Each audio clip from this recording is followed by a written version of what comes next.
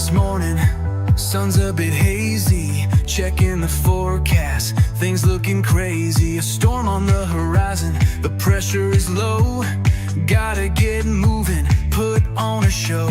The news is all buzzing, state of alert, but we've got a plan, we're ready to work. Emergency Management Associates, we're here for the crisis, we're here for the fates. From the first sign of trouble to the all clear sign, we're on the front lines, we're one of a kind. Emergency Management Associates, we're the calm in the chaos, we're opening gates, connecting the dots and making the calls. We're picking you up when you're starting to fall.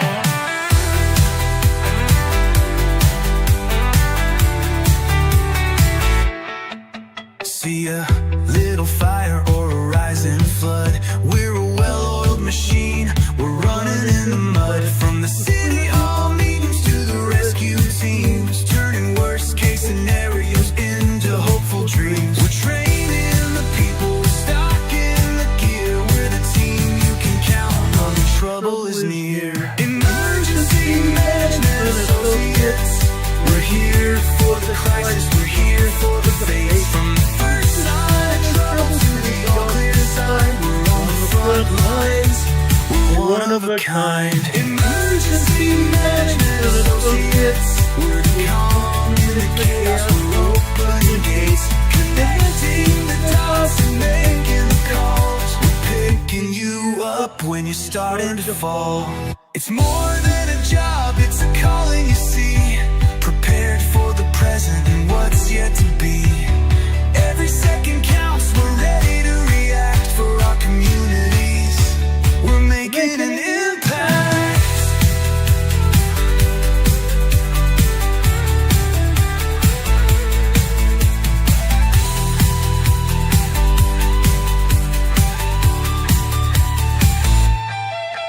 Emergency Management Associates, we're here for the crisis, we're here for the fates. From the first sign of trouble to the all clear sign, we're on the front lines, we're one of a kind.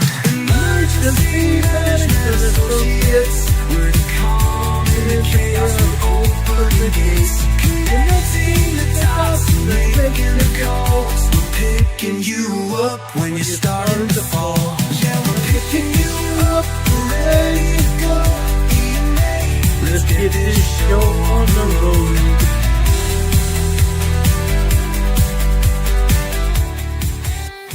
I say, let's get this show on the road, guys.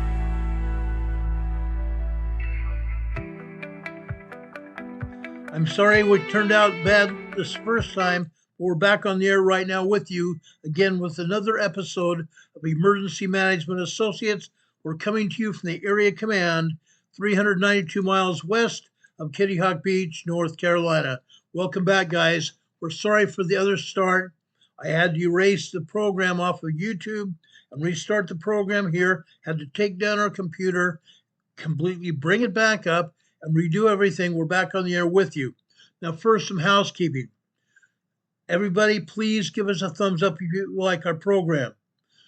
Give us a thumbs up because YouTube uses that as a consideration whether they're going to let people watch this program, other people here on YouTube watch this program at all.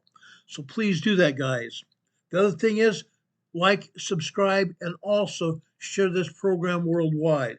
Share it with your friends, your neighbors, your family members, your extended family, the people you work with, and also the people you associate with on social media. We'd appreciate that very much. So please give us a thumbs up if you will, guys. We greatly appreciate that so much. Now, I want to first start off talking about earthquakes. Yes, we're going to talk about earthquakes tonight. We're going to talk about earthquakes worldwide. Okay? There's a reason we're having earthquakes. I want to get that out. But the first thing I want to do is talk about Robert Duvall. Okay? I met him a long time ago. Long time ago. Robert Duvall died today, age 95 years old. Okay? I met him on a seawall in La Jolla, California, a lot of years ago. Lots and lots of years ago. I don't consider him a friend. I consider him someone that I met and that I have fond regards for. He was a great man. I believe he was a great man. Now, guys, no, he wasn't a friend, but I want to tell you a little bit about Robert Duvall tonight. Okay? I feel it's important. Okay? I got to know Robert Duvall on a personal basis. That was a good thing for me. I want you to know a little bit about Robert Duvall also. Over his long career, Robert Duvall brought a wide variety of characters to life, from tough Marines to wistful, tender-hearted cowboys. Duvall died yesterday afternoon. His wife, Lucia, posted on Facebook today. She said, quote, "Yesterday we said goodbye to my beloved husband, my cherished friend, and one of the greatest actors of our time. Bob passed away peacefully at home, surrounded by love and comfort. He was 95 years old. In his first major movie role in 1962, Robert Duvall appeared in only a handful of scenes. He did not have a single word of dialogue at all. Yet, he managed to make an indelible star-making impression. The film was To Kill a Mockingbird. Okay? The role was a man called Robert Boo Radley. Boo Radley, as he was known in the movie. Okay? Boo is a small town's recluse. He spent the movie as little more than just a mysterious shape, cloaked in shadows. But in the film's final moments, he stepped nervously into the light. Duvall's features softened. He smiled slightly. The menacing presence of Boo Radley transformed before our eyes into a figure radiating kindness and concern. The pure, elegantly nuanced physicality of this moment launched his career. Robert Duvall came from a military family. He said in an NPR program called All Things Considered in 2010. You might remember some of those programs throughout the years. In 2010, he said he wasn't discovered acting as having it thrust upon him by his parents. He had acting thrust upon him by his parents. He said, "I was at a small college in the Midwest. It was the end of the Korean War. I did go out in the Army eventually, but only to get through college, to find something would give me a sense of worth. Where I got my first A. His first grade was an A. It was his parents. He had to thank for that. As a young actor, he headed up in New York City, where he palled around Gene Hackman, James Caan, and his roommate, Dustin Hoffman. It was over many coffees and conversations with them at Cromwell's drugstore on 50th and 6th Avenue that he struck upon his personal philosophy of acting. His approach was direct and unpretentious. He was in a TV series on Oprah's Masterclass in 2015. He said, basically, just talk and listen. Keep it simple. However it goes, it goes. After Mockingbird, his parts grew bigger, 10 times bigger, hundreds times bigger. Films like the movie Bullet, True Grit, John Wayne with True Grit, the movie MASH, not the series, but the movie MASH, in which he originated the role of uptight Major Frank Burns. Remember Frank Burns? Guess what? Robert Duvall was the first Frank Burns, but it was his role in 1972's Godfather as Tom Hagen, the Corleone family lawyer, that changed everything. Amid the film's operatic swirl of emotion, Tom Hagen was an island of calmness and restraint. So it might seem odd that Duvall often said it was one of his favorite roles in his career. Unreal. I met Duvall in approximately 1978, 1979. Okay? But his strength as an actor was always how he seemed unforced. He seemed true to what he believed in, true to his characters that he portrayed as well. It was a good thing. He was a great actor. He told it like it was. Told it like it was. Others around him emoted showily, and outwardly he always directed his inward energy to find a character's heart. This is true even when he played roles with a harder edge. Okay? I remember when he played the Marine. Okay? Unreal. He played it hard, true to the core. In two films that ended up in 1979, The Great Santini. Remember that? And the movie Apocalypse. Both of them which earned him Oscar nominations. Duvall played a military man in Santini. He was bluff. He was a belligerent Marine who bullied his sensitive son into an attempt to harden him into a man. In Francis Ford Coppola's epically trippy Vietnam War film Apocalypse Now, Duvall was a charismatic swagger as Lieutenant Colonel Kilgore, who called down an airstrike and delivered one of the most quotable lines in film history. I love the smell of napalm in the morning. It smells like victory. As he told Terry Gross on Fresh Air in 1996, the words followed him for the rest of his life. Yes, that was a wonderful line, he said. People come up to me and quote it to me like it's the first thing between me and them. Like they're the only ones who ever thought of it. But it happens with almost everyone in some way, some very way. Duvall finally won an Oscar for 1983's Tender Mercies. He played a recovering alcoholic country singer trying to start his life over. Duvall did his own singing in that film. He directed 1997's The Apostle. This is one of the first films I remember him acting in after I met him. I remember that movie as being one of his greatest roles. He also wrote it, produced and starred in it as an evangelical preacher on the outs of God. It earned him his 5th Oscar nomination for acting. Over the course of an acting career that spanned over decades, Duvall appeared in over 90 films. He took traditional old Hollywood archetypes of masculinity, soldiers, cops, and even cowboys, and imbued them with notes of melancholy, a vulnerability that made them come alive on screen. I really enjoyed my time talking with Robert Duvall on the seawall in La Jolla, California. Walked up and down the beach there. I spent maybe an hour total with him that day, but I got to know the man. He loved the beach. He loved people. He loved acting. He loved people because he loved acting and playing those roles for people that enjoyed him on the silver screen. Robert Duvall, we pay our tribute to you. Thank you for the memories, as Bob Hope would say. Robert Duvall died yesterday afternoon with his wife and family. Robert Duvall, age 95. We're going to miss you, Bob.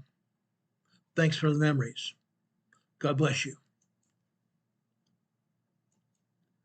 Now, yes, I'm going to get talking about earthquakes in a few minutes. But first, I want to talk about the Nancy Guthrie case. Okay? I'm a cop. Once a cop, always a cop. I've been told that throughout the years.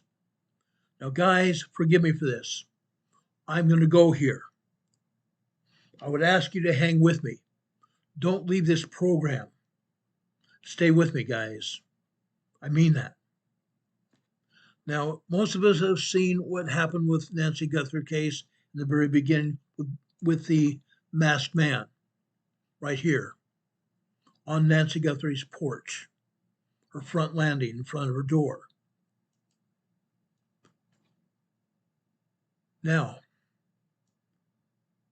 The glove found near the Guthrie home appears to match a suspect's, and it contains DNA.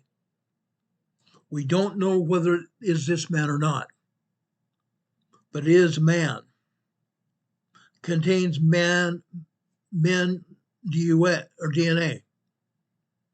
The abduction of Nancy Guthrie is putting a spotlight on the excruciatingly uncertain endured by thousands of families whose loved ones go missing every year. That's why we're going to talk about it. Experts see parallels with those cases. Even as many details in Guthrie's case are unique, from victim's age of 84 to her celebrity daughter, Savannah, on the Today Show. More than 500,000 people have been reported missing in the U.S. just last year. Over 500,000 people. But Tara Kennedy, a media representative to the Doe Network, a volunteer to the group working to identify missing and unidentified persons, said high-profile kidnappings are rare. High-profile kidnappings are rare.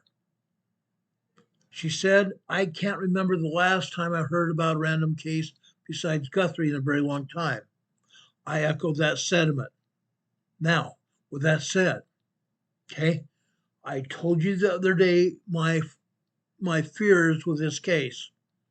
Okay, Nancy Guthrie was working for a drug company. Okay, she was making sure the drugs got out to where they needed to be, but in doing so, she discovered a lot of fraud, lots and lots of fraud.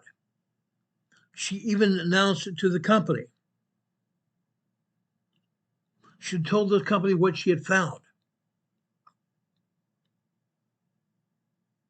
Now, that could mean some bad things.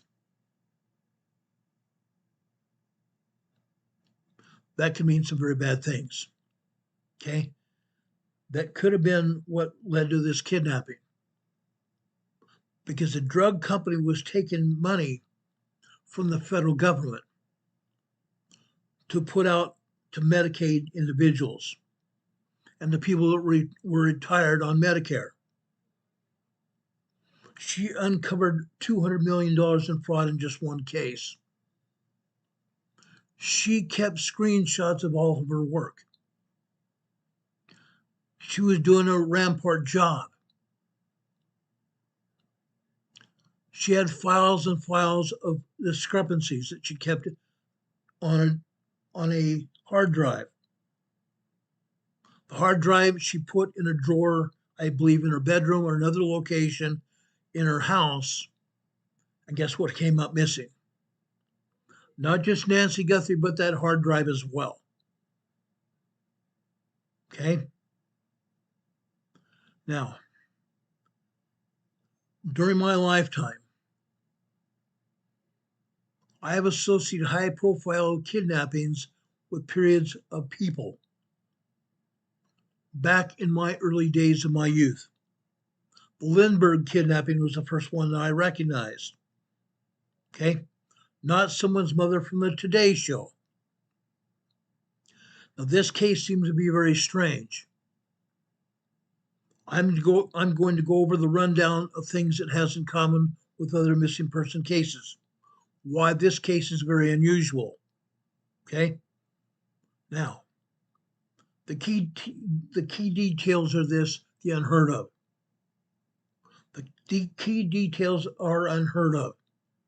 From June 2020 to June 25. From June 2020, 5 years ago, to June 2025, last year. Women comprised more than 75% of the victims in the sum of 240,000 kidnapping cases or abductions that were reported to the FBI, according to the FBI crime data. 75% of the victims were women. Okay? But some of those, only 646 women were in their 80s. Only 646 women were in their 80s, like Nancy Guthrie, who's 84, or less than 0.2% of all victims. 646 people were women in their 80s. Less than 0.2% of the 240,000 cases of kidnappings or abductions in that time period. Compare that to the age group that accounted for the largest number of victims that year. People that were 20 to 29 years of age. They made up just shy of 30% of the victims. Abductions of victims in their 80s are rare. Other than highly unusual revelations that have emerged since their disappearance, this has persisted, guys. Okay? What else is unusual? The ransom notes. The ransom notes. It's highly unusual for ransom notes to appear. Only in high-profile cases have ransom notes appeared. Okay? Then the unsettling images of a masked gunman approaching Nancy Guthrie's front door on the night she disappeared. His wearing a gun on the front of his pants. That was the other unusual thing. Most people, even the most deranged, don't wear guns on the front of their pants. It doesn't happen. Putting all this together, it's like something out of a true crime novel. Something's very unheard of. In the case of missing children, juveniles, usually a lot of them are going to be found within 24 hours. In missing persons cases, a quick response is crucial, which is what happened here. Okay? Let's talk about that. Let's show you the timeline here. The timeline began when she took an Uber to her daughter's and son-in-law's home. 5:30 p.m. Saturday evening. Then at 9:48 p.m., her son-in-law drove her home. That was the last time she was seen. At 9:50, 2 minutes later, she apparently entered through the garage door and the garage door closed at 9:50 p.m. Then, at 1:41 a.m. Sunday morning, hours later, a Nest doorbell camera disconnected. That same gunman that I showed you was on her front walk took it down. Then, a camera on the property detected motion. No recording was available. That was at 2:12 a.m. Sunday morning, the 1st of February. At 2:28 a.m. as well, Guthrie's pacemaker that was connected to her phone, which was left in her home, disconnected. The pacemaker was connected to her phone via Bluetooth. That disconnected at the same time as the camera motion was detected outside. At 11:56 a.m. Sunday morning, a friend of Nancy Guthrie's, who she usually went over to her home on Sunday mornings and live streamed a church service and watched a church service with her friend. Her friend said Nancy didn't show up, so she called Nancy's daughter. Nancy's daughter at 11:58 a.m. called the police. Okay? The family was alerted to Guthrie missing her church service. 7 minutes later, the police were called. 911 was called. Okay? She went missing at approximately 2:28 that morning. Approximately 9 hours later, She missed going to her friend's house and her friend called her family. Then they notified the police 7 minutes later. Once the report went out,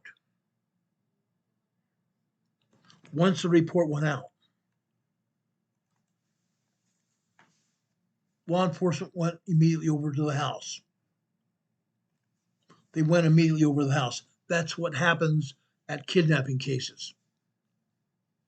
This is exactly what happens at kidnapping cases, guys. The family notifies the police show up. Okay? In the case of missing children, usually juveniles, a lot of them are going to be found within 24 hours. In missing persons cases, a quick response is crucial to what happened here. Like I said, once the report of Nancy Guthrie was phoned in, law enforcement was right on top of this.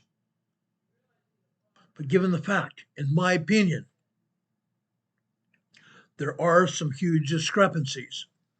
I want to go through some of those discrepancies with you because I think it's crucial to understanding what happened to Nancy Guthrie. I believe this is very crucial to understand what happened with Nancy Guthrie here. So you guys would just bear with me as I go through this, okay? Now, the sheriff himself has been a little shy of taking care of business and sharing of information to expedite legal discovery of information. I'll touch on that as well. For example, he has not always been helpful in allowing the FBI to assist teams on the scene. Yes, this is a local kidnapping case in Pima County, Arizona, in Tucson. Local case. But in kidnappings, always the FBI comes in there and asks to help. They were allowed to come in and help. But when it came right down to it, their sheriff was not really being forthcoming. Okay? The FBI and even the President of the United States offered any and all assistance to the county to assist in this case. All the assistance of all law enforcement throughout the country were allowed to come to the aid of Pima County. But the sheriff hasn't always been forthcoming in allowing that help. The sheriff's not wanted that assistance. Yes, the FBI is still on the scene assisting. That's the case. The Pima County Sheriff's Office is still sending forensic evidence to a lab in Florida for analysis instead of sending it to the preeminent FBI lab in Quantico, Virginia. The lab in Quantico, Virginia is the best forensic lab in the world. Yet the sheriff wouldn't allow the evidence to be processed by the FBI. Now, I can understand some people having very bad taste in their mouths for the FBI. That was before this year, before last year actually, when President Trump cleaned up the FBI. The FBI has terminated a lot of their employees. Agents had been with the FBI for years.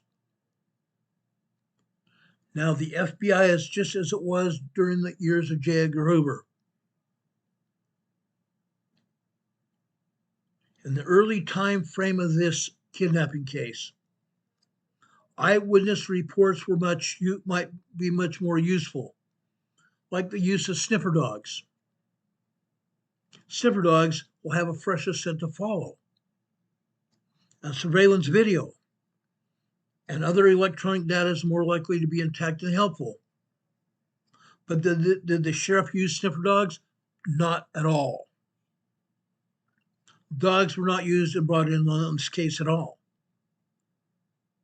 The longer the person is missing, the more difficult it becomes to find them.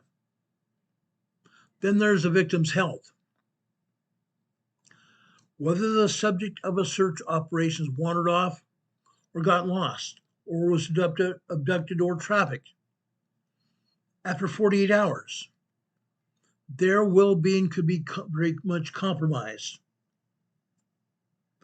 by the elements, or in this case, health issues, such as Nancy Guthrie's pacemaker, her need for daily medication, which she's not had for the past almost 3 weeks. We're going on 3 weeks now. Sadly, if that person is not found within that first few days, their chances of survival drop exponentially.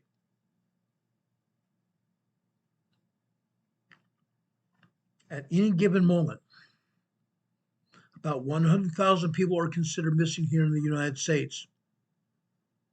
At the end of 2024, the National Crime Information Center, the NCIC, listed more than 93,000 active missing persons cases in the United States, while a total of 533,936 cases were entered into the federal tracking system that year. Think about that. In those cases, more than 60%, or roughly 330,000 people were involved were juveniles. Juveniles, according to the NCIC, I looked. The NCIC is a law enforcement agency's use of criminal warrants, missing persons alerts, and other records such as evidence that we logged in the NCIC. Among people who are reported missing, there is an overrepresentative of Black and Indigenous populations who go missing, especially females, across the entire United States, the entire country. In Mississippi, our highest demographic of missing persons is young Black females. Mississippi. I'm sure that's the case throughout the entire South. I'm almost dead sure of it. Black Americans also overrepresented in abductions. While members of the group make up less than 15% of the U.S. population, they account for more than 25% of the victims reported abductions or kidnappings, according to the NCIC.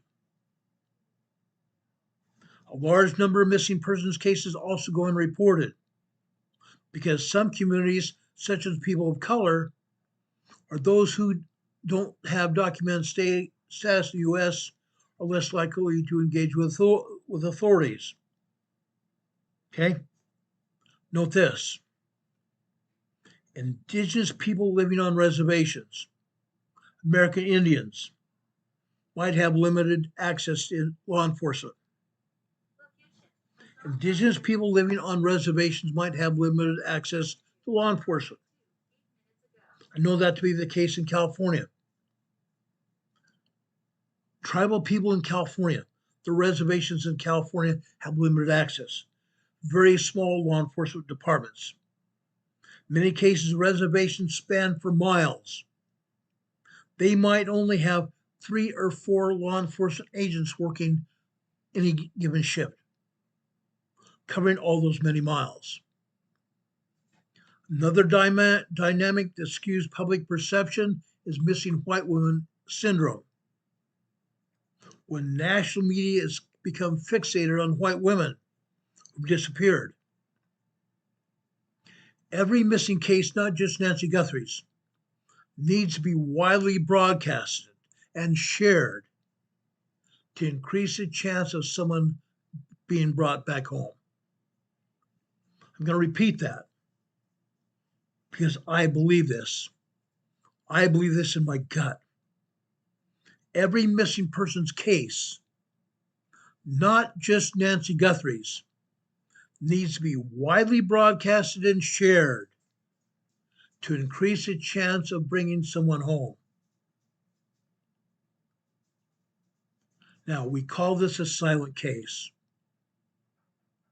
There are many missing people in the United States throughout the country that really don't have the same social media representation or nationwide media representation for their cases. because they or the children are not highly represented in the national media. Now, it's also difficult to find standardized data for missing persons due to a patchwork of rules and resources. Get this. During my 24 years with my department, I found that it is only mandatory for law enforcement agencies around the country to report missing people cases to the federal government if they involve minors. It's only mandatory for law enforcement agencies across this country to report missing persons cases to the federal government if they are minors. If they are minors. In addition to the NCIC, National Data Crime Information Center, missing persons data is collected by what they call NAMUS, N-A-M-U-S, NAMUS, N-A-M-U-S, the National Missing and Unidentified Person System, which offers public access. But as of now, only 16 states require mandatory reporting to the NAMUS clearinghouse for missing persons cases. Isn't that unreal? Only 16 states require mandatory reporting. That's almost unheard of. Every state through this country, and also, I believe, all throughout the world, people need to be reported in this system. The NCIC system, we also got reported from the world, Europe. European agencies also report into the U.S. agencies that helped us keep people alive. That helps us keep people alive. In one such case, there was a missing lady out of Korea. She was 16 years old. I found her missing in Chula Vista, California, at a train station, a light rail train station, because she had been trafficked. She'd been hurt, taken advantage of, and she didn't understand much English. I called a former missionary person that I knew who spent some time in Korea, who spoke Korean fluently, to communicate with her. We found out her name. I notified Chula Vista Police, who notified the FBI. Guess what? She'd been trafficked out of Korea. She'd been trafficked out of Korea. We found her. She had been returned to her family after that. That's how I know that they share the data throughout the world. I would love to see a nationwide and worldwide push for more states in the world to adopt the NAMUS requirements. A large portion of U.S. police agencies are not listed in the system. That's probably why most states aren't listed in the system themselves. That's why most states don't report it. I think that might be a huge help. One, because it is a system that already exists. Some law enforcement that are already there are already using it. So let's just say we should have all the states in the United States use that NAMUS system. It would greatly help in finding missing children, missing people. Now, TV shows also help perpetuate a myth. The families have just 24 hours before they have to report a loved one missing. That's wrong. That's wrong. However, unfortunately, in some cities and states, this is still true. When I was a police officer in California and Colorado, I found most states had that same policy, that they could not take missing people's reports from families or friends unless they knew for a fact that that person had been missing for at least 24 hours. By that time, evidence shows up missing.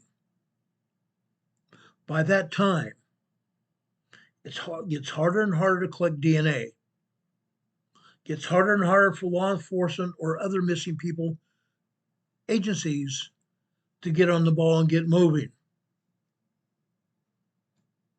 But some shows and movies do get one thing right. The first 24 to 48 hours are critical to locating anyone who has disappeared. Now, a glove that was recovered near Nancy Guthrie's home appears to have been a match. It appears that the pair of gloves was worn by a masked man caught on that video the night that Guthrie disappeared in Tucson, Arizona. Now,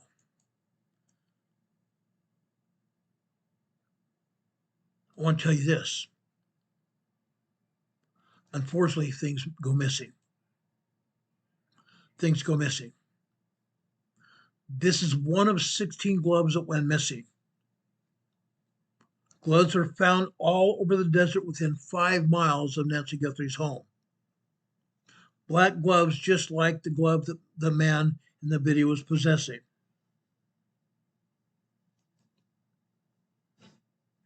This glove has man's DNA on it.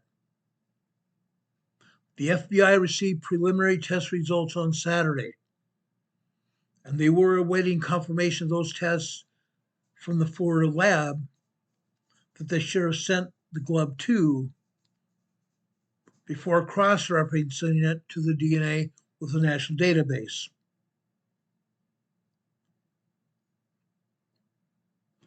The FBI announced the DNA findings on Sunday, 2 weeks since Nancy Guthrie was taken. The mother of the Today Show co-host, Savannah Guthrie. Savannah Guthrie said on Sunday, "It's never too late to do the right thing." I'm going to say the very same thing right now.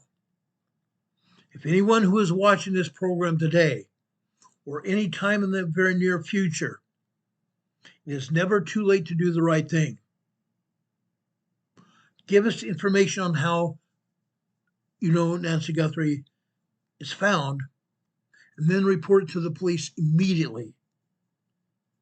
Report it to the Pima County Sheriff's Office and or the FBI immediately. Don't wait. Every day Nancy Guthrie is missing is another day where she may never be recovered. Anyone with information must call 1-800-CALL-FBI. 1-800-225-5324. Or the Pima County Sheriff's Office non-emergency number, 520-351-4900. The Pima County Sheriff's Department non-emergency number, 520-351-4900. Please, guys, if you find Nancy Guthrie, you see someone that looks like Nancy Guthrie, please call the FBI, 1-800-225-5324, or the Pima County Sheriff's Office non-emergency number at 520-531-4900. We may be able to save Nancy Guthrie's life right now. I hope she's still alive. Okay? As Nancy Guthrie said, or not Nancy, but Savannah Guthrie said last night on an Instagram post, she urged anyone, whoever has her or knows where she is, to come forward. The search for Nancy Guthrie is now in its third week. Police say she was taken away from her home, but they have not substantiated any of the purported ransom notes that were sent to media outlets. In one such case, the first ransom note came out of California. A woman in California is now in custody. She's in jail, awaiting trial for posting a false ransom note. Now, as I stated a few minutes ago, law enforcement sources have found gloves on the side of the road, about 1.5 miles from the Guthrie home. Like I said, there have also been 16 other gloves reported found all over that area, and also some of those gloves in Nancy Guthrie's own yard. In Nancy Guthrie's home yard. Now, as I stated a few minutes ago, it's my belief that some law enforcement officers have gotten very sloppy. Law enforcement investigators have gotten very sloppy while conducting searches of the property, while conducting searches over anywhere that they found the gloves. Places where they thought that Nancy Guthrie might have been taken to. They've been very sloppy. Such as these two investigators right here. Notice that this FBI agent here has gloves hanging out of the back of her pocket. Unfortunately, this is very much the case with most police officers, including people that I worked with. Whenever I had gloves, I put them in my back pocket, but I forced the gloves down into my pocket so they were not hanging out of my pants. I did not want to take the chance of dropping any of my gloves. But this is very much the case throughout the law enforcement community. They've been becoming very sloppy. Very, very sloppy. Now, while it is common for law enforcement to carry gloves in their back pant pockets, yes, it is a possibility that some of these gloves fell out of those pockets. It is not necessarily true that this happens a lot. It does not. But in my opinion, when there have been searchers' gloves found on the ground, in my mind, sloppily thrown on the ground, when investigators took the gloves off. I looked to something my father told all of us. Well, this is your home. Your mother should not have to come after you and clean up after you. I think the cops in this case have been very sloppy in their work and their work ethic. The FBI says that searchers in the desert landscape around Nancy Guthrie's home found around 16 gloves, most of which were used in the large search effort for Guthrie. That means those searcher gloves were belonging to law enforcement. But one glove found in a field near a road some 2 miles from Guthrie's home was different. It resembled the gloves seen in the chilling video captured by the doorbell camera from Nancy Guthrie's front porch. The FBI says the masked and gloved figure in the video, who also seemed to be wearing a gun holster in the front of his body, is a man that's about 5'9" to 5'10" tall, with an average build, but wears a size 12 shoe or boot.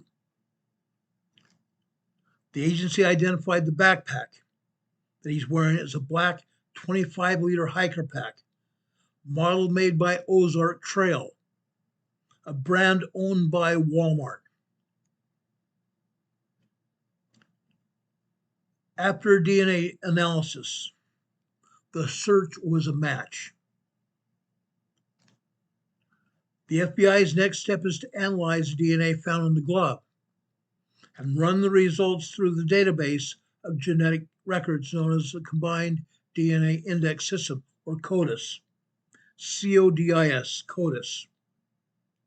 The agency said on Sunday that it received the preliminary results from a private lab in Florida, but that it wouldn't enter the DNA profile of the unknown male into CODIS until it confirms the analysis. A process often takes at least 24 hours. That database contains the names of people, primarily that have been confined, convicted, and incarcerated in different prisons throughout the United States. All states contribute their DNA samples to that federal database, which is what makes it so effective. And the search for DNA from a previously convicted person doesn't bring a match. Investigators could also turn to genetic genealogy.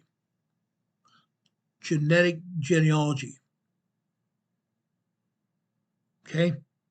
Linking relatives of the person who left the DNA on the glove. DNA of mine could be linked to one of my brothers and sisters, my children, or my children's children. But that's just part of the DNA. This person that was on her porch has a full set of DNA.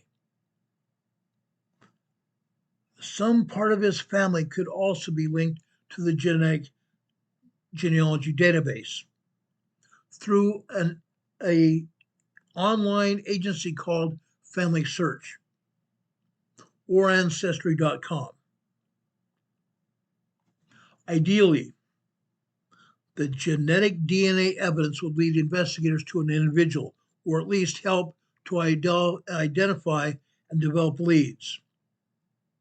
If a suspect removes a glove, it raises a key question. If this offender was taking off gloves, what else did they take off that might also be located in the desert? Think about that. What else did they take off that could be linked to that person? Potential breakthroughs come after little progress. Nancy Guthrie was last seen on January 31st, just 4 days after she turned 84.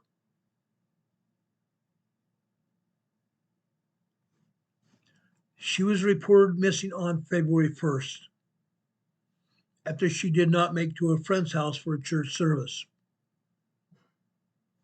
Police quickly became convinced that the grandmother, who lives alone in the Catalina foothills of North Tucson, or southern Tucson, did not leave her house voluntarily. Guthrie has mobility issues and takes medicines. And guess what?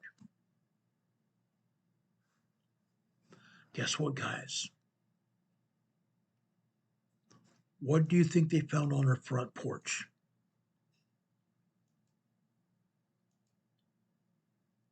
What do you think they found on her front porch, guys?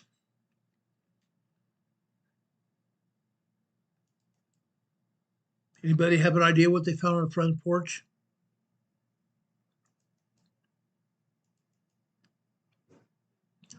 Blood splatters.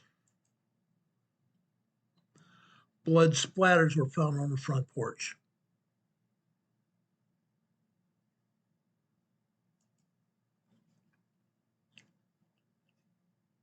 After her disappearance,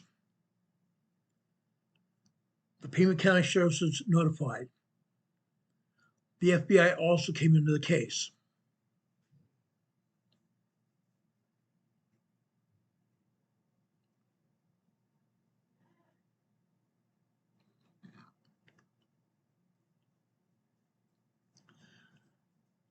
But for days, there's been a massive search going on.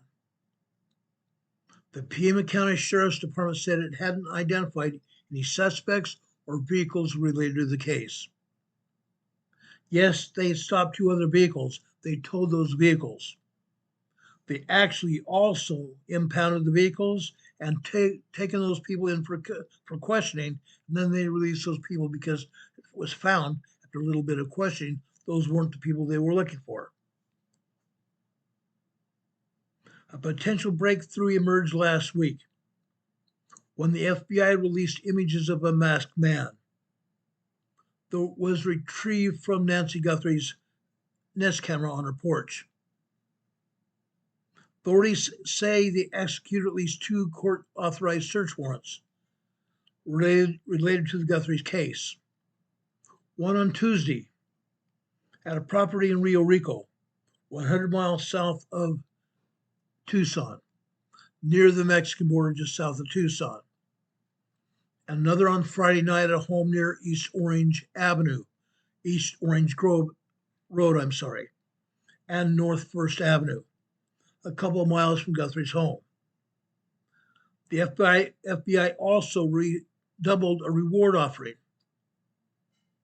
The FBI first offered $50,000.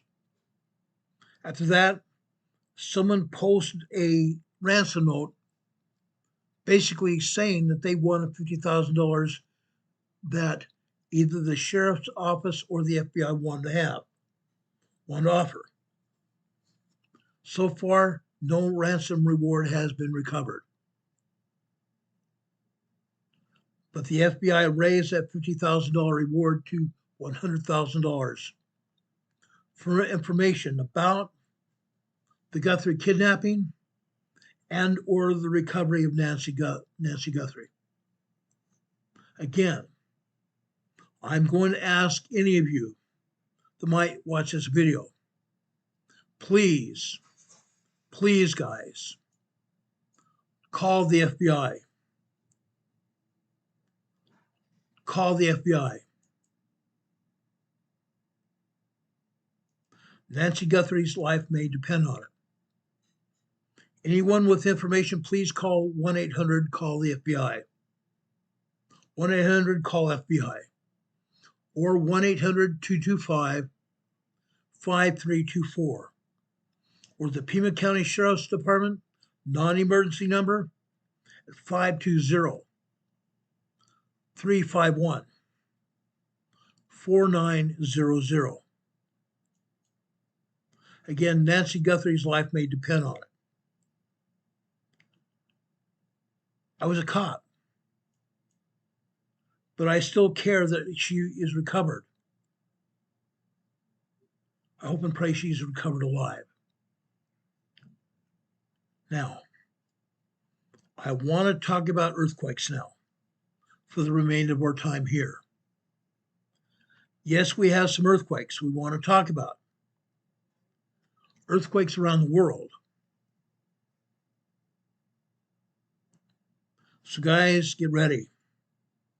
Get ready. Let's pull up that information. I'm going to pull up the USGS map. I'm going to take down our EMA banner here. I'm going to take down a webcam. Unfortunately, the map here is centered on the southeastern side of the Kamchatka Russian Peninsula here. This just happened. This just happened just a short while ago. This is a 6.0, very strong earthquake off the coast of Kamchatka Peninsula belonging in Russia, 65 miles east-southeast of Ozornovsky, Russia.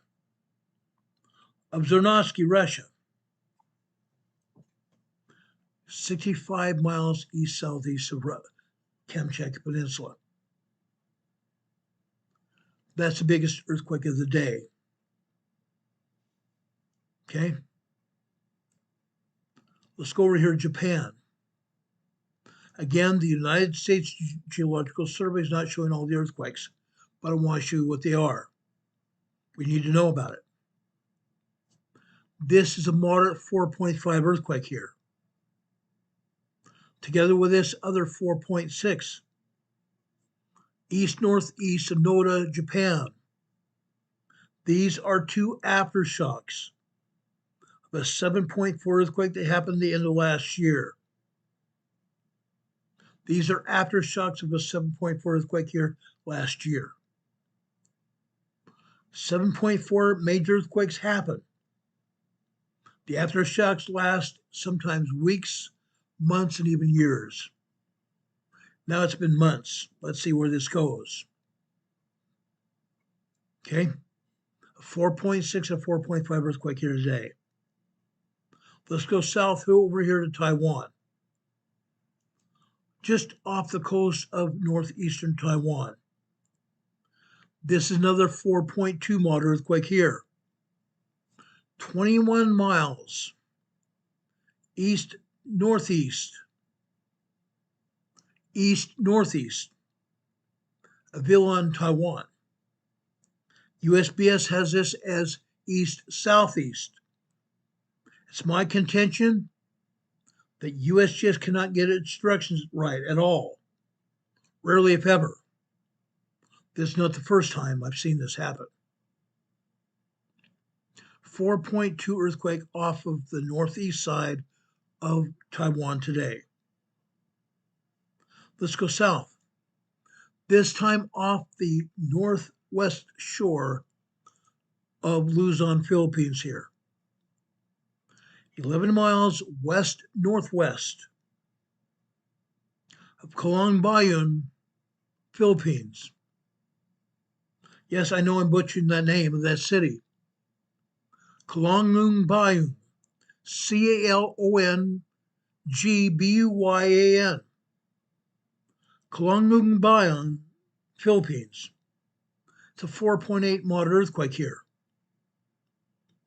offshore.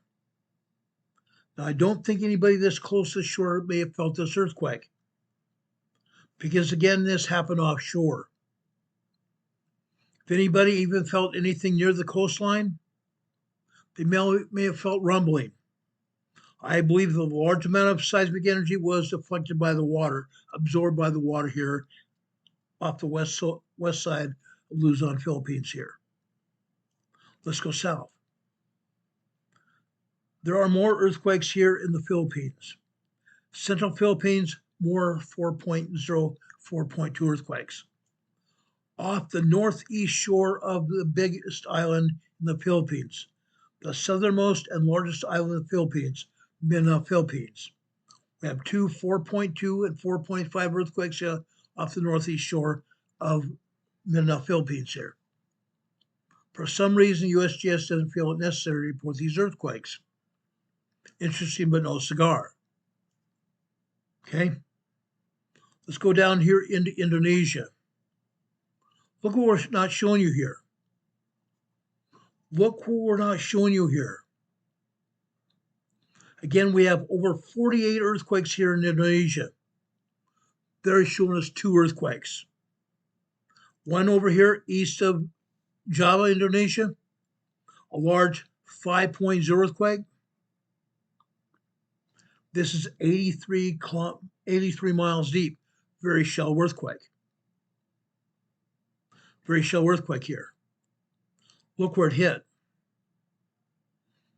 Look where it hit, guys. On an island this time. Large earthquake. There are cities on this island. You can be guaranteed that they felt this earthquake. This size of earthquake, everybody would feel it here. Everybody within 100 miles is going to feel it. 5.0 earthquake, 83 miles deep. No, it's also here. What's also here? Tambora volcano. Tambora volcano has not erupted in several years, but it's possible it could. Okay? That is only one earthquake here. The other earthquake here is off of Sumatra, Indonesia here. 60 miles west-northwest of Pariaman, Indonesia. Pariaman, Indonesia, over here.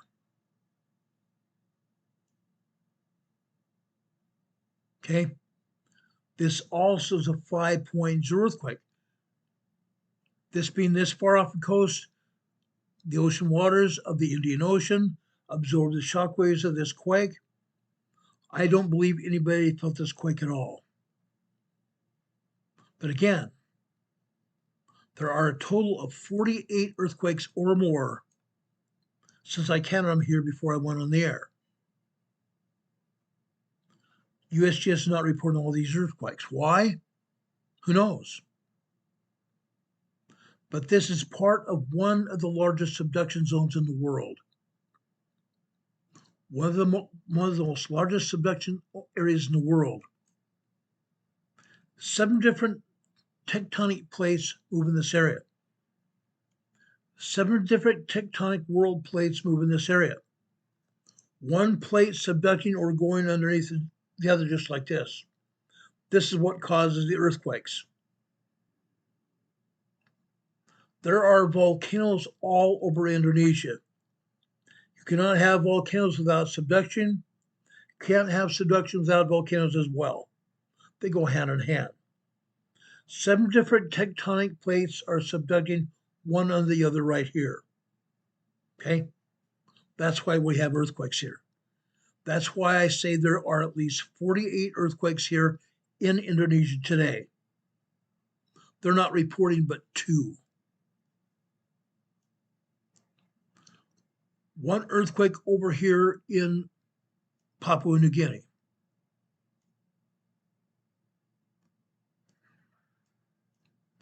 Papua New Guinea right here. This is a 4.6 earthquake. 39 miles deep. Very shallow earthquake. Very shallow earthquake.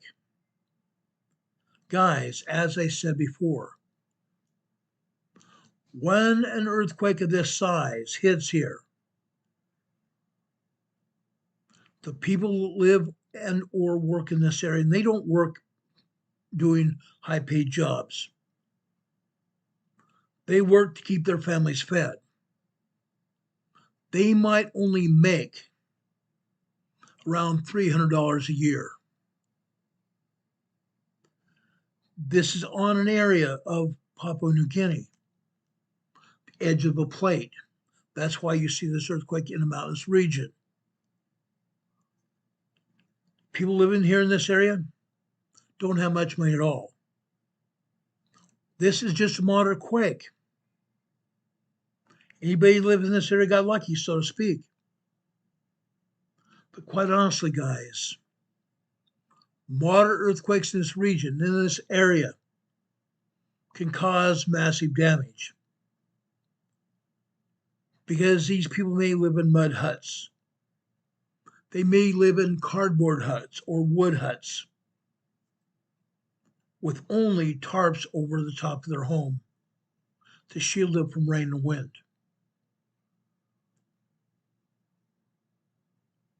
Guys, I feel for these people.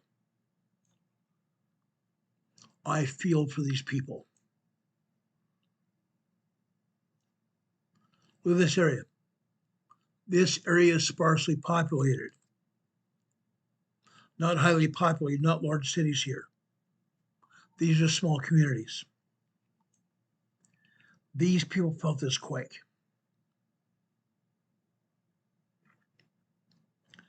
These people felt that quake. Let's go east here.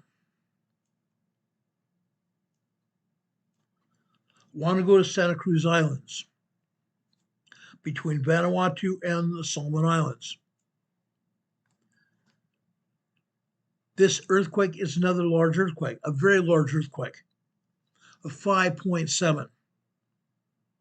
I just got through telling you about a large earthquake of 6.0 over there off the coast of Kamchatka Peninsula. This is slightly less, a 5.7 very large earthquake. Southeast of Lata Solomon Islands. Southeast of Lata Solomon Islands here. Now, guys, yes, there are other islands besides Lata Solomon Islands. Okay? Some of these islands also have people living on them. Some of these islands have people living on them, not all. This island here, or even Lata, Philippines to the north, probably did not feel this earthquake. Because again, this is out in the middle of the Pacific Ocean. 71 miles out to sea. I don't feel like anybody felt this earthquake at all. The ocean waters of the ocean absorbed the shockwaves of this quake. Let's go over here to south of Fiji. Actually, let's go over here to Tonga. Earlier this morning, we had a 5.2 earthquake here. USGS has taken it down. USGS has taken down a 5.2 earthquake. This was 6.2 miles deep, 10 kilometers deep. Down here south of Fiji, on the Fijian trench here. There's two trenches here. The Tonga Trench coming out of Tonga, the Fiji Trench coming out of Fiji here. This is a 5.2 earthquake south of Fiji, 168 miles deep. Still a fairly shallow quake. This earthquake did not perpetuate any other earthquakes. This is a large 5.2 earthquake here. Let's go down here in New Zealand. Okay, over here between the two islands here, right here to the south.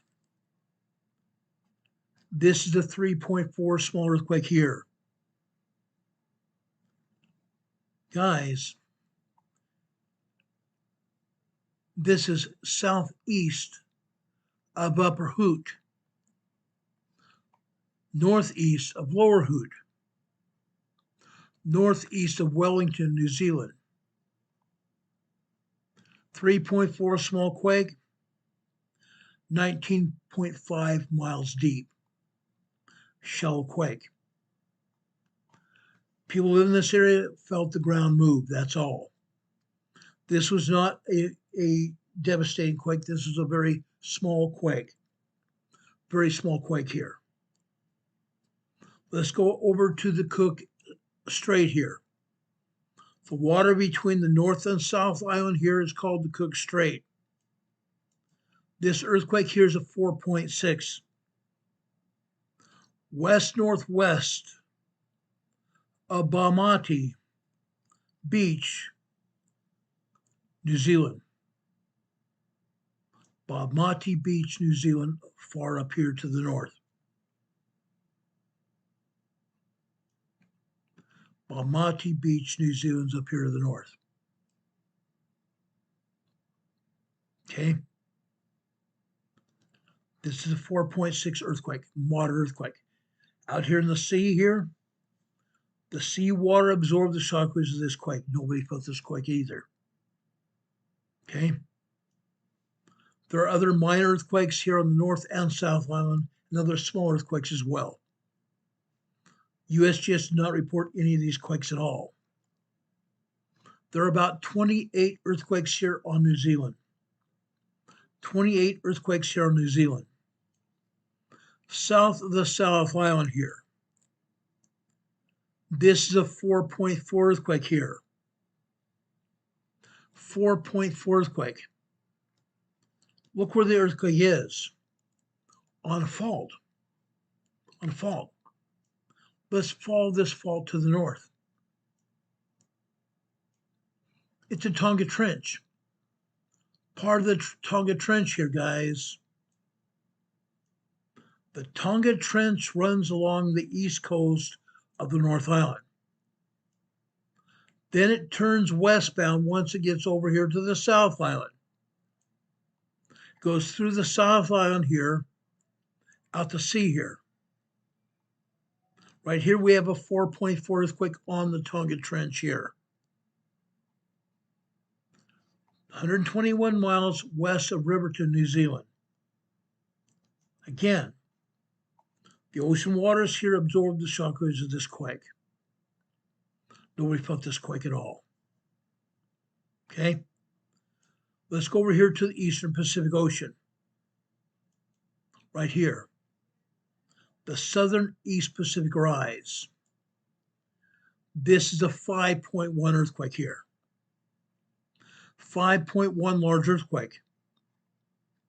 The ocean waters absorbed the shockwaves of this quake as well. Going over here to Chile. Chile has 46 earthquakes, or not Chile, but South America has 46 earthquakes here. Most of them along the west coast of Chile. Over here, even bordering Chile and Argentina. Peru as well. Ecuador and Colombia. But unfortunately, USGS has only shown us 3 earthquakes. This one over here in central Chile. This is a 4.8 earthquake here, guys. 27 miles deep. 20 miles west of Ovalle, Chile. 4.8 earthquake caused earth to shake here. Now, guys, it's my belief. This was an uninhabited area. 4.8 earthquakes cause moderate damage. They shake a lot.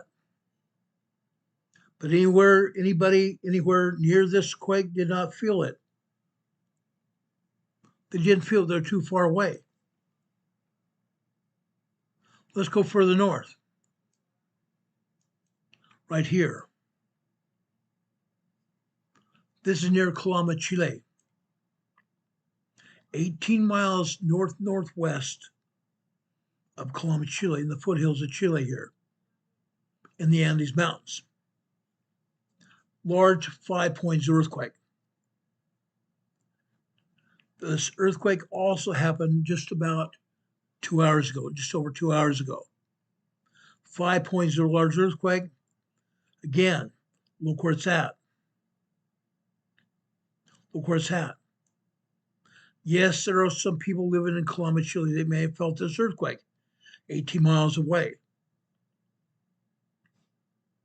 If there were any other communities which are sparsely populated in this region, they also may have felt the brunt of this earthquake. 5.0 earthquakes are large earthquakes. They can do a large amount of damage, especially here in Chile. Especially here in Chile. Andes Mountains here, guys. The Andes Mountains. This is the western continental divide of South America. The Andes Mountain range here. There are a lot of earthquakes here in South America. But again, the U.S. agency is not going to show them to us for whatever the reason is. Earlier today, we had this 4.7 earthquake here in Peru, east of the Andes Mountains, in the pampas, farmlands of Peru. 21 miles southwest of San Alejandro, Peru. 4.7 earthquake, moderate earthquake here. In the farmlands here. Now, guys, 4.7 earthquakes here don't create a lot of damage. They can't. They can't. Especially if there's not many people even close to this earthquake, which I don't think is the case. If there's anywhere close to this, all they felt was rumbling beneath their feet. If they had dishes and plates and stuff on cupboards, they may have felt some shaking there. Their furniture may have moved in their homes. Unknown. This is a moderate earthquake. Moderate earthquakes do moderate damage. Mostly knock pictures off of walls, knock knickknacks and books off of bookcases. That's all. That's all.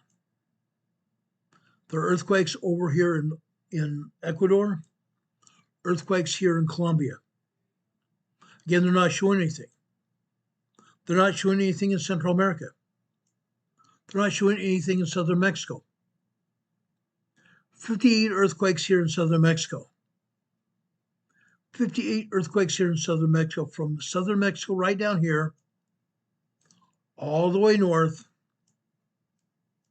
to Puerto Vallarta.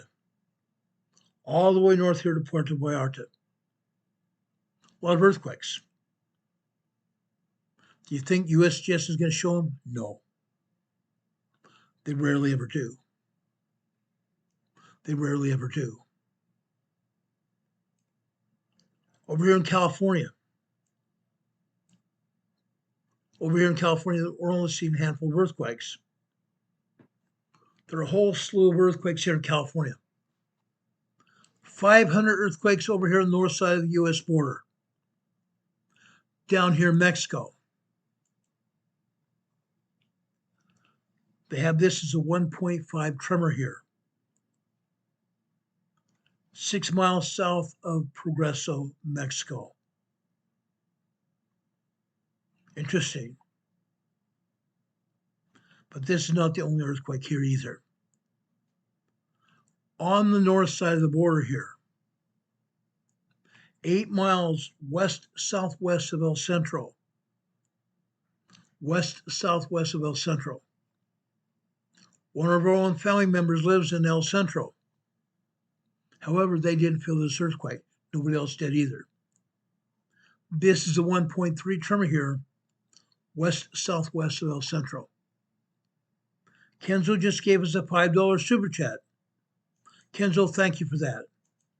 I'm giving you an EMA sticker on your super chat. I'm also giving you a thumbs up for that $5 super chat. God bless you guys. We appreciate that.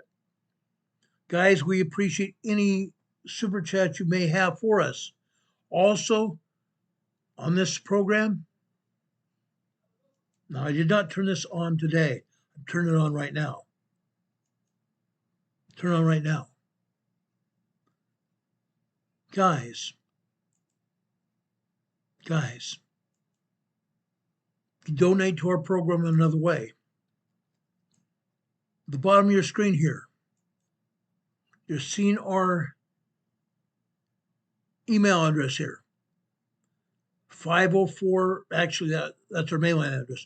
Our mailing address is 504 Bethel Road, Box 401, Morganton, North Carolina.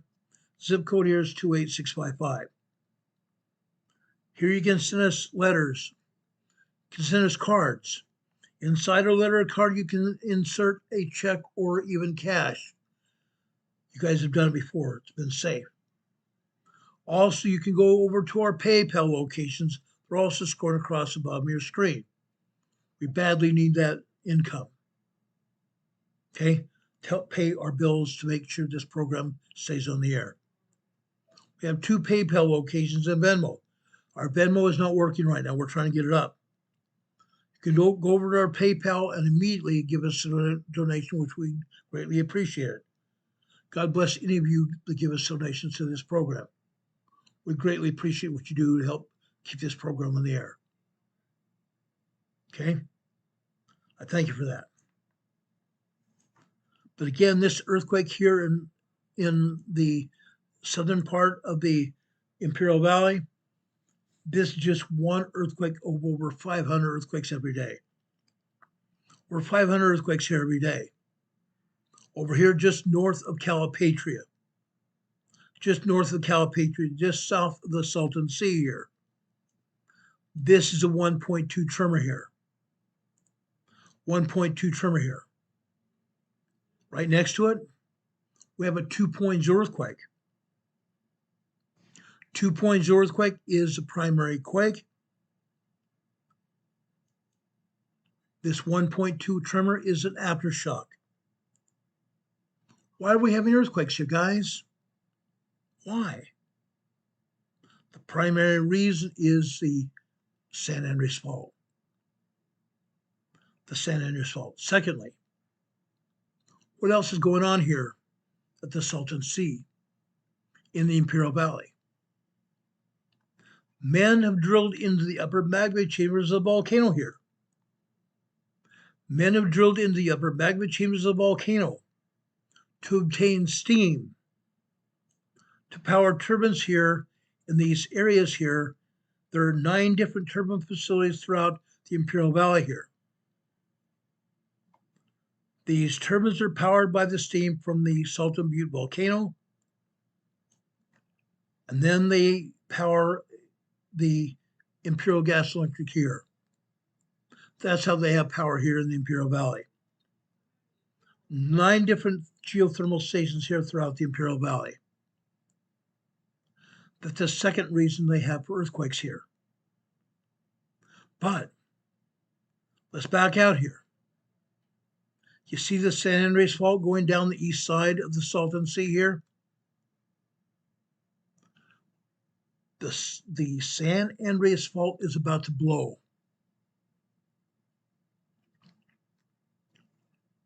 We've seen a huge increase in earthquakes, not just here in Southern California, but throughout the state of California. The San Andreas Fault down here in Southern California is about to give up. It's going to. It's going to. But one of the reasons we have earthquakes here is right here, Bombay Beach. This is where the San Andreas Fault goes underneath the Salton Sea. Guess what happens here in Bombay Beach every day? Anywhere from 10 to 20 3.0, 4.5 earthquakes every day. 10 to 20 3.0 to 4.5 earthquakes every day on the San Andreas Fault. Do you think USGS shows these earthquakes? Rarely. Rarely. But these earthquakes happen every day. Earthquakes happen throughout the Imperial Valley. The USGS has shut down all of the seismographs that have been reporting earthquakes throughout the Imperial Valley. Probably because I have been showing the earthquakes here in Southern California. The agency would have us not even know that it's happening. But I've been showing them to you every day. Or at least, I'm sorry, not every day. I show them to you at least once a week, at least. Over here on the western side of the Salton Sea, in the Imperial Valley here, this is also part of the Imperial Valley. This is Aveyah Wells. Aveyah Wells. Guys, these are tremors here. This is a 0.6 microquake, 8 miles north of Aveyah Wells here. This is 0.9, 5 miles northeast of Aveyah Wells. Further over here to the southwest is a 1.4 tremor, 2 miles north of Aveyah Wells. This is a 1.5 tremor here.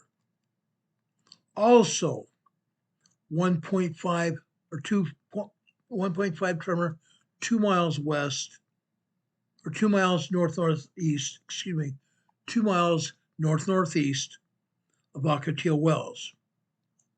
One more right here. This is a 1.2 tremor, 2 miles east-northeast of Aveyah Wells. Now, let's stop and analyze this. This earthquake is east-northeast by 2 miles from Aveyah Wells. Well, this earthquake is 2 miles northeast of Aveyah Wells here. Fascinating, huh?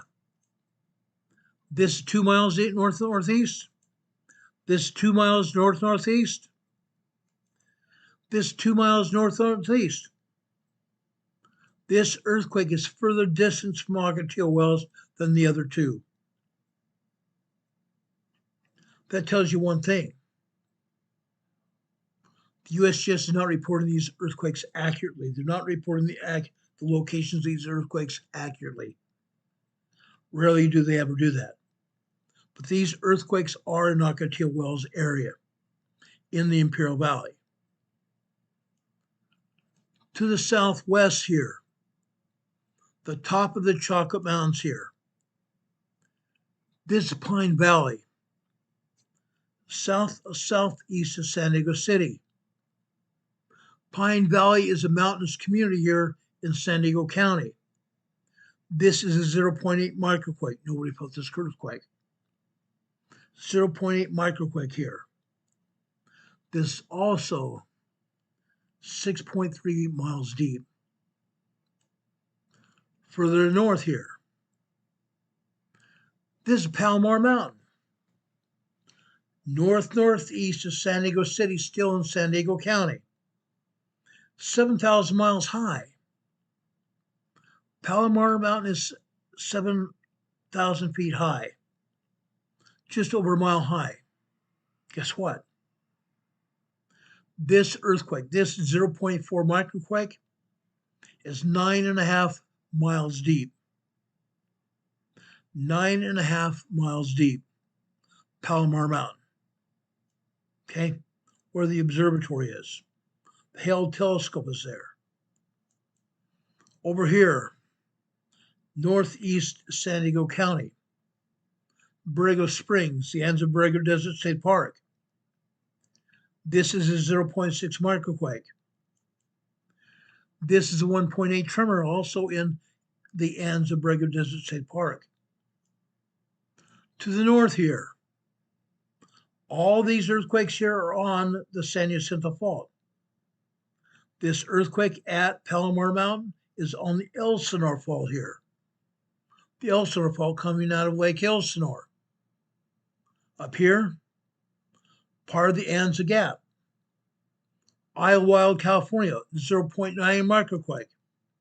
1.1 tremor, the same location here. On the San Jacinto Fault. We go north, right between the San Jacinto and the San Andres. USPS is saying we have an earthquake here in the Redlands, east of the Redlands. Interesting. Let's zoom in here. Guess what? It's not east of anywhere. This is in Redlands, California. The 0.8 microquake. This is 6.6 miles deep. Redlands, California, guys. Unreal. Right between the San Jacinto and the San Andres. Interesting. Now, I'm not sure why they think they can get away with this. We have earthquakes all over this area all day long, every day. Every day. Okay, this is Redlands, San Bernardino, Highland, California, on the San Andreas Fault here. Going west, Rialto, Fontana here. Before they shut these seismographs off this past week, they shut these seismographs off this last week. Fontana, we were seeing 3.0 earthquakes constantly. Several 3.0 earthquakes every day. Every day. Riverside, we've seen tremors every day. Rancho Cucamonga. Down here in Ontario, California, we have a 1.1 tremor here. This is 4.3 miles deep. Fault lines throughout this area, guys. Fault lines throughout this area. Loma Linda, Mira Loma, California, all throughout this area. Earthquakes. We had a seismograph in Mira Loma. showing us earthquakes in Mara Loma and Loma Linda. Now they're not showing anything here. Interesting. They like us to think that nothing's happening here because they're only showing us a handful of quakes here. Down here to the south, Home Gardens, California. Out here in the desert. This is not an elevated area. The desert area of the greater Los Angeles area. 1.8 miles deep. 1.8 tremor here. 1.8 tremor here, just southwest of Lake Matthews, California. Okay? Right here. This is just southeast of El Cerrito, California, part of Los Angeles. Part of Los Angeles. We can back out here. Look what they're not showing us. We know for a fact that there are earthquakes throughout Los Angeles. We've reported on them. Long Beach, California. Earthquakes. Earthquakes in Long Beach. Earthquakes up here in Los Angeles. Anaheim, California. North of Los Angeles. Pasadena. San Pedro, California. Palisades, California. Malibu, California. They're not talking, are they? They don't want us to know what's going on here. Heaven forbid. Further to the north here, the Grapevine. 10 miles north of the Grapevine. 10 miles north of what fault? The Garlock Fault. Running from the San Andreas Fault all the way out here to Searles Valley. Searles Valley here. What else is here? What else is here, guys? What else is out here, guys? Can you say Ridgecrest, California? Ridgecrest, California, guys. They're not showing earthquakes here, but there are tremors out here in Ridgecrest. They want us to believe there's an earthquake out here 10 miles north of Tehachapi. There are always earthquakes here around the Garlock Fault. Always. Earthquakes out here. Why? Why do you think they have earthquakes out here? They are mining borax out of the mines here to make soap. You've heard of boron? They mine boron out of the desert here in Southern California, the Mojave Desert,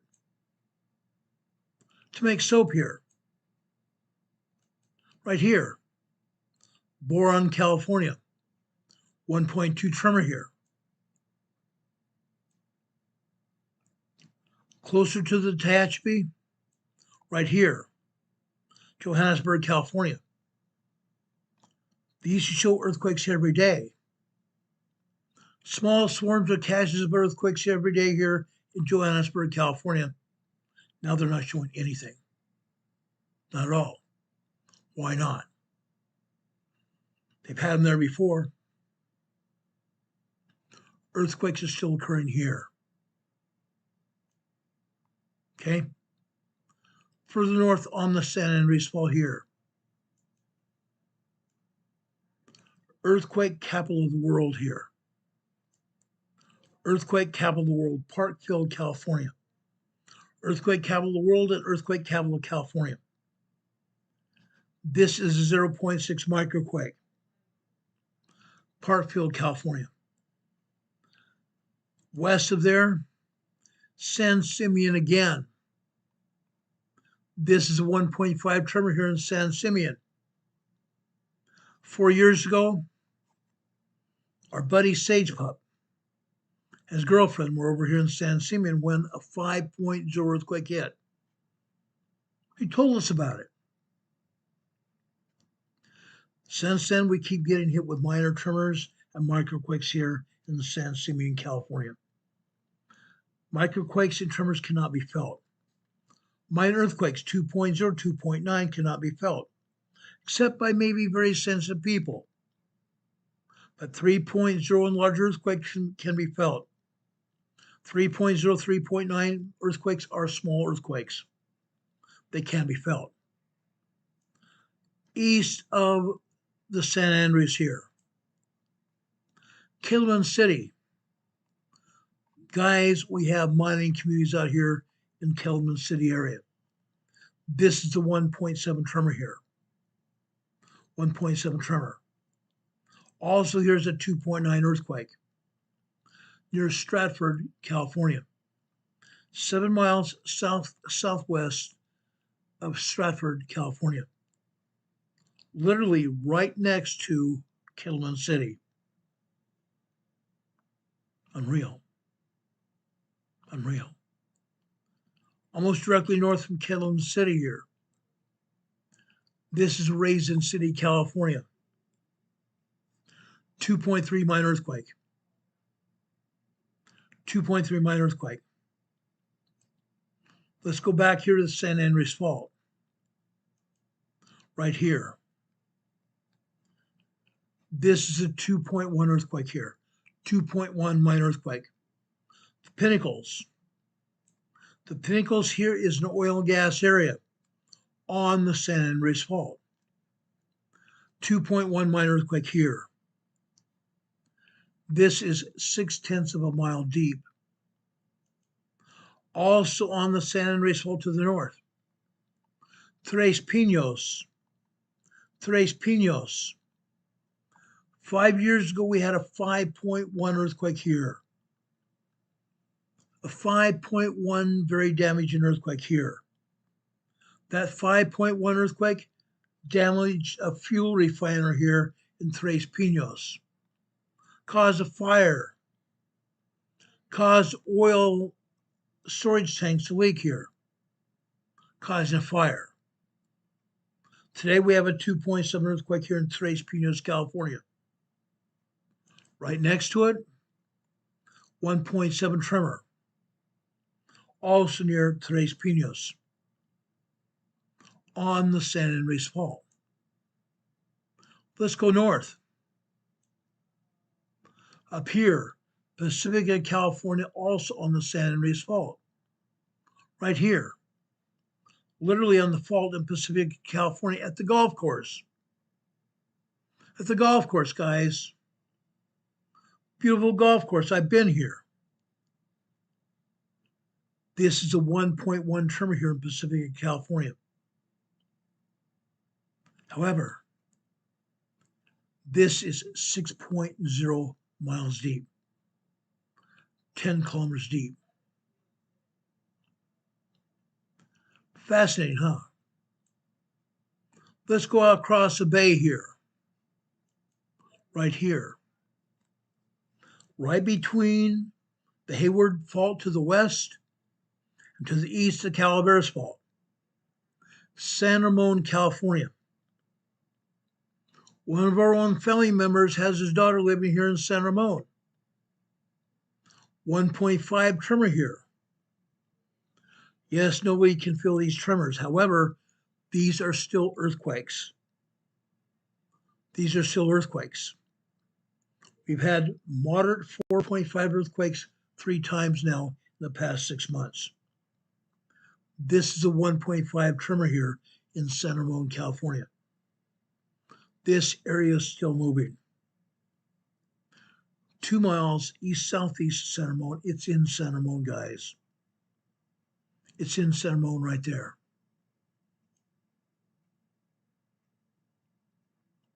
It's in San Ramon. Don't let USGS say that's not San Ramon. It is. San Ramon, California is still moving. we're still having earthquakes.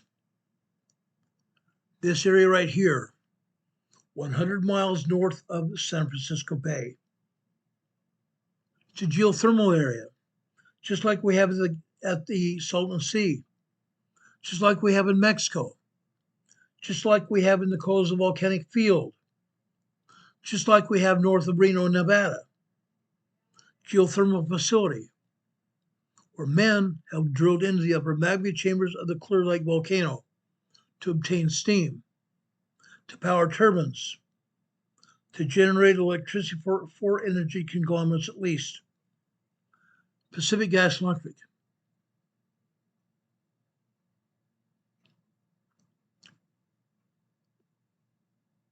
Rocky Mountain Power, so supplies power to Utah. And also Southern California Edison, and I believe one other energy conglomerate here derive power from the geysers facility here. Yes, we have earthquakes here. Yes, we have tremors here every day. Usually we have anywhere from 15 to 20, 25 earthquakes a day. Lately, we've had as many as 50 to 100 earthquakes here in the geysers facility. Seismic energy comes off the Pacific Plate, goes over here to the North American Plate. When the seismic energy finds these man-made drill points, it fractures the rock in the drill points, causing earthquakes. That's why we have earthquakes here. Is USGS showing any earthquakes around the Clear Lake volcano? Heaven's sakes, no. They don't want anybody to believe there's earthquakes here. There are. There are tremors. There are microquakes. There are 2.0, 2.9 minor earthquakes. And yes, there are 3.0, 3.5 earthquakes here at Clear Lake volcano every day. But they're not reporting them. They're not reporting them. Over here in the Southern Cascadia Subduction Zone region, the Southern Cascadia Subduction Zone region, they're not showing earthquakes here, but it doesn't mean they don't happen. They happen every day. They have minor earthquakes, we have small earthquakes, and occasionally we have some tremors. Okay? Here we have the San Andreas Fault meeting with the Cascadia Subduction Zone, and the Gorda Escarpment here at the Triple Junction. The Cascadia Subduction Zone fault runs all the way up to where? British Columbia, Canada. All the way up here to Haida Gwaii. Down here to the south, off of Vancouver Island, offshore from Seattle-Tacoma area, between the Juan de Fuca Fault, the JUANDE FUCA Fault, the Juan de Fuca Fault, and the Cascadia Subduction Zone here. We're going to have a major earthquake, a 9.0, 10.0 earthquake here. We are 34 years past due. 34 years past due. I am going to talk about the Cascadia earthquake on Thursday this week. I would encourage you to talk to all your friends, your relatives, your family, and bring them here this Thursday to talk about the Cascadia earthquake. Because it's happening. They're just not showing you the earthquakes here. All along the coastline and inland, they're having earthquakes. Washington, Oregon, and California. They're just not showing them to us. Up here on the Olympic Peninsula here, Seguin, Washington, 1.6 tremor. They're showing us this. Why are they not showing earthquakes here at Olympic Volcano? Why are they not showing the earthquakes here at the Olympia volcano here? Or, better yet, why are they not showing earthquakes at Mount Rainier? Why are they not showing earthquakes here at Mount Rainier? Or, let's go another one here. Right here, Mount St. Helens, or even Mount Adams to the east.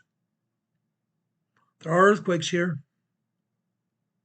Mount St. Helens and Mount Rainier are getting ready to erupt. But again, they're downplaying these earthquakes. The Pacific Northwest Seismic Network, at the behest of USGS, has revised how they are reporting earthquakes here in Washington and Oregon. Revised it. Now they're hardly showing anything going on at either Mount Rainier or Mount St. Helens at all. Occasionally they will report earthquakes at Glacier Peak to the north, or maybe even Mount Baker to the north of that. Even down here in the south at Mount Hood, they're still not showing any earthquakes here. Why not? Every day at every one of these volcanoes up and down the coast, up and down every state here, Washington, Oregon, and California, these volcanoes are having earthquakes. Mount Rainier and Mount St. Helens are volcanoes that are preparing to erupt. But again, our agency doesn't want to show them. Now, 6 years ago,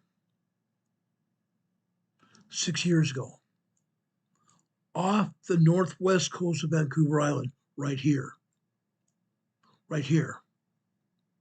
we had 4 major 7.0 earthquakes, December 24th,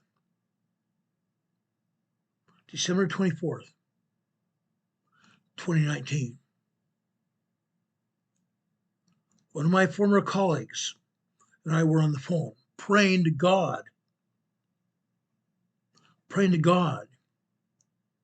that the Cascadia earthquake would not happen on Christmas Eve. Because all 4 of these 7.0 major earthquakes could have triggered the San Andreas fault, but they did not.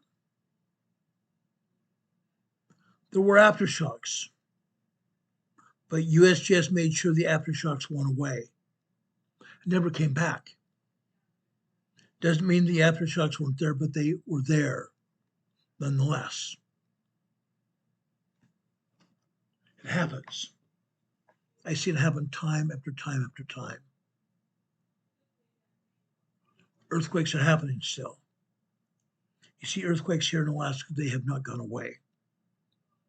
I'll report on earthquakes again tomorrow, all over the world and in California. There are earthquakes happening here in Texas. Minor earthquakes that are happening here in southwestern Texas and southern Texas down here. Oklahoma, earthquakes. This earthquake here is a 3.1. Calumet, Oklahoma. Oil and gas. Oil and gas, you guys. Look at this. A small cache of quakes here. This is the 3.1. This is the 3.6. This is a 1.8 tremor. This is a 2.7 tremor, minor earthquake. Oil and gas, guys. Oil and gas. Look where these earthquakes are located. In an oil and gas field. This earthquake right here, the 2.7, is literally right next to an oil and gas platform right there. Look at these other earthquakes. Right in the middle of an oil and gas field here. All of them are right in the middle of an oil and gas field. This 3.1 right next to a pumping gas platform right there. Oil and gas. 586,000 pumps and jacks all over Oklahoma. Over 586,000 pumps and jacks all over Oklahoma. It's no surprising thing to see these earthquakes here, right next to the oil and gas pumping platforms. Because seismic energy finds these oil and gas holes in the ground, these drill points, fractures the rock in the drill points causing the earth to move. That's why we get earthquakes here in Oklahoma and Texas as well. Texas, the same thing. Just like the geysers, just like the earthquakes near Reno, Nevada, just like the earthquakes in the coastal volcanic region, just like the earthquakes down in the Salton Sea, just like earthquakes down in northern Mexico. Oil and gas platforms causing oil and gas earthquakes. That's what's happening here. Today, they're not showing any earthquakes on the new map, which is sad. There are earthquakes here. We go over here to South Carolina, right here. Irmo, South Carolina, right next to Columbia.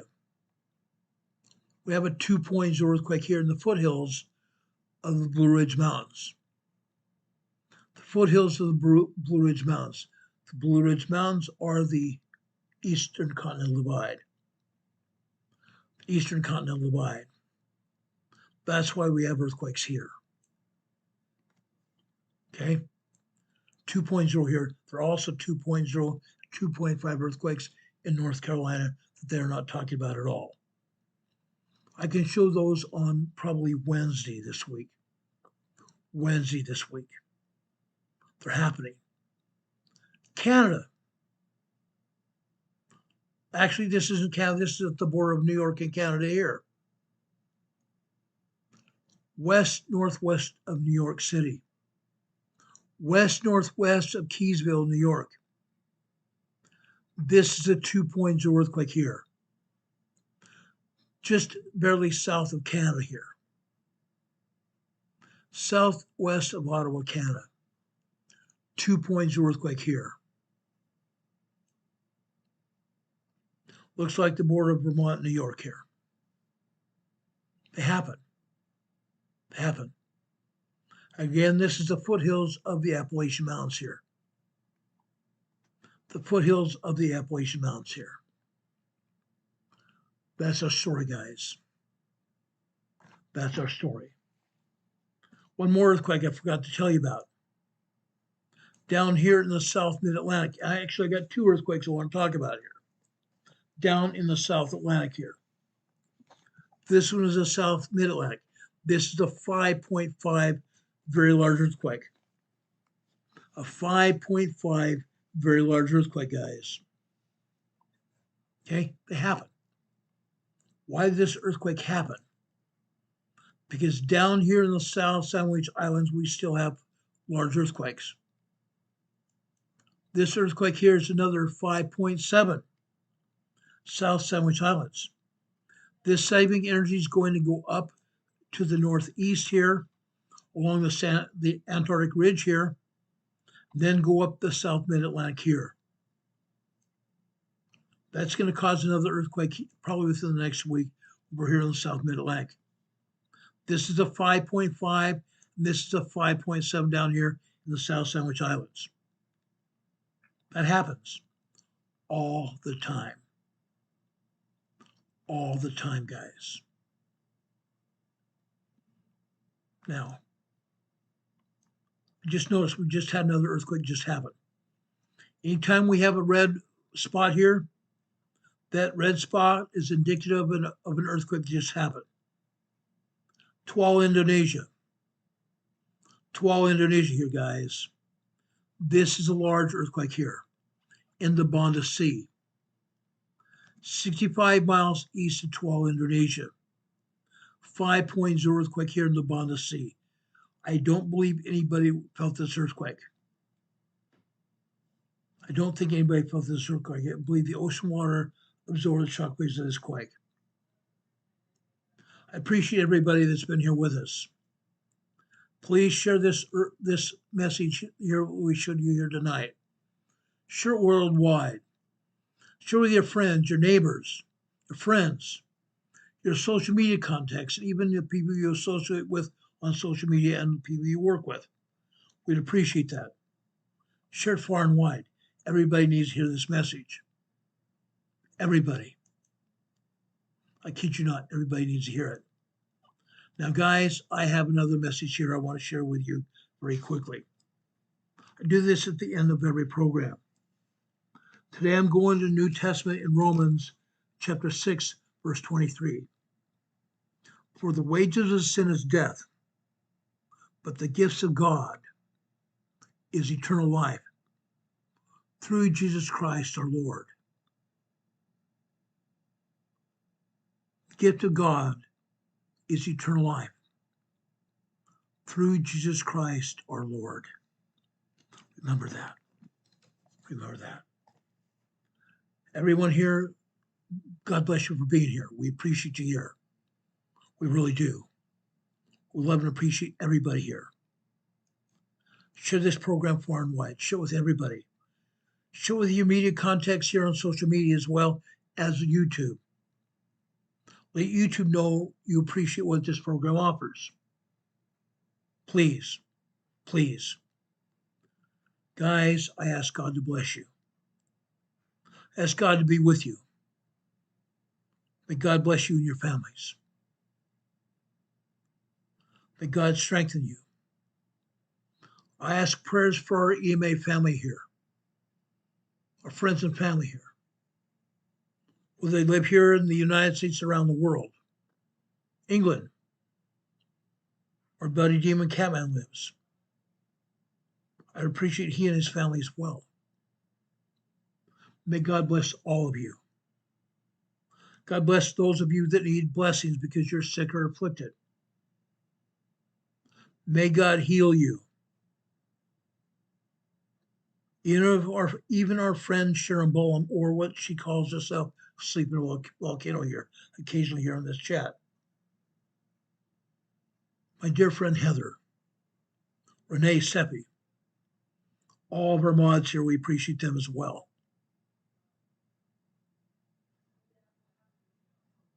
Don Patoka, that I don't see here tonight.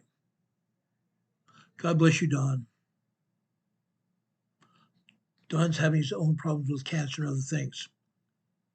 God bless all of our mods here with our program. God bless all of our EMA family. We love and appreciate you guys. May God be with you this day and always. Have a good night. May God be with you until we meet again. We'll see you on the other side. Good night, everybody. Much love. Take care of each other and love each other. That's important. It's very important. Take care, guys. We'll see you on the other side. Good night. See you soon. God bless.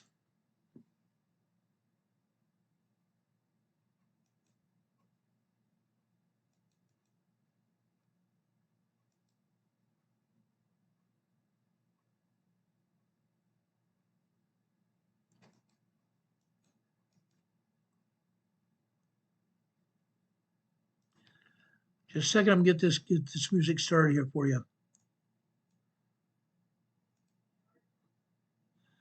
Hold on a second.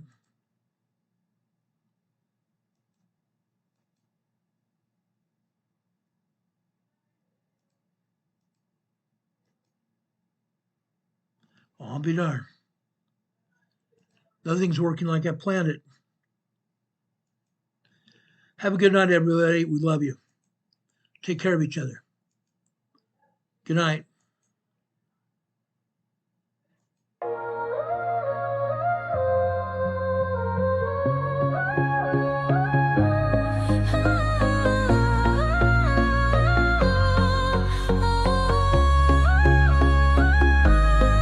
Here at Emergency associates, we're dedicated and true, bringing you the essential knowledge, helping you see things through. From disaster preparedness to navigating recovery's embrace, we're here to guide you in every unpredictable time and place. We break down the complex, make it easy to grasp and absorb, sharing strategies for safety, the vital lessons you can't afford to hoard. So thank you for watching, and thank you so much for your sub. You're a key part of our growing family, a member of our knowledge club. With every like, every share, and every comment you send our way, our critical message spreads further, helping more people every single day. Together we're stronger and more prepared, that's the truth we all abide. You help us build resilience with nowhere for uncertainty to hide. Your engagement truly inspires us. Your feedback acts as a guiding light, helping us continually grow and making our channel's future bright.